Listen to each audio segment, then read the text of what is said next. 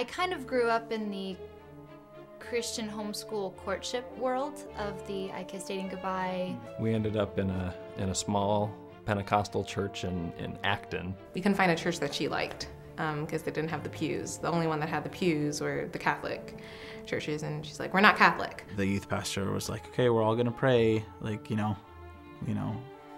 let's accept Jesus into our heart. Like, so how far is too far for my own daughters? They are never allowed to get married, probably. His encouragement to really make sure that this was a person that you could see yourself spending the rest of your life with and not waste time dating. I think when I realized that Bonnie was not only saving herself sexually for marriage, but also she was saving her first kiss. She was saving a lot of the physical contact.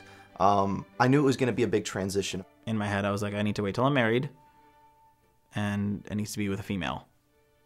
But I'm like, I'm not going to get married, and I don't like females, so when do I get to have sex?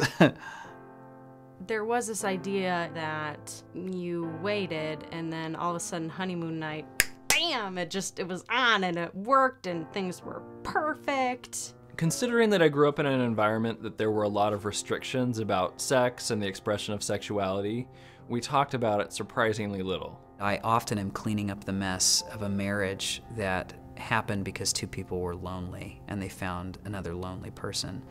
Two lonely people married is a lonely marriage. We just want you to promise us you won't have sex. Okay, you're on your own to figure it out then.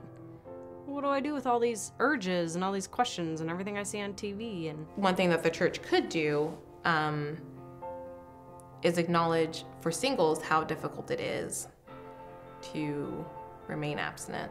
I don't want to be 40 years old, and I don't want to be 35 and still a virgin. It's really easy for a pastor to talk about sex and rob it of all joy and fun. I've never been big into, you can just will yourself to be straight.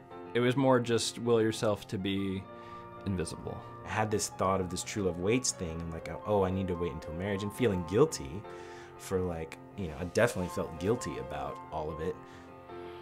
It's my story.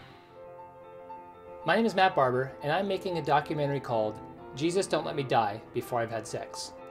This film will be comprised of 3 interconnected pieces.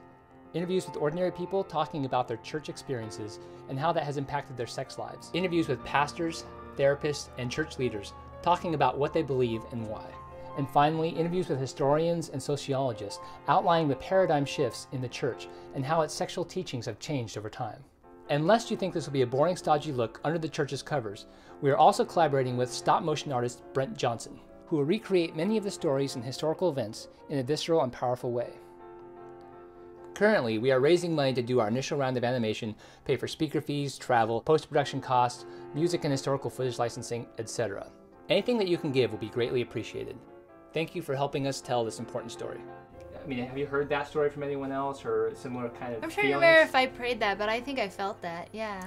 It wasn't the rapture, it was, God, don't let me die before I've had sex. That was my thing.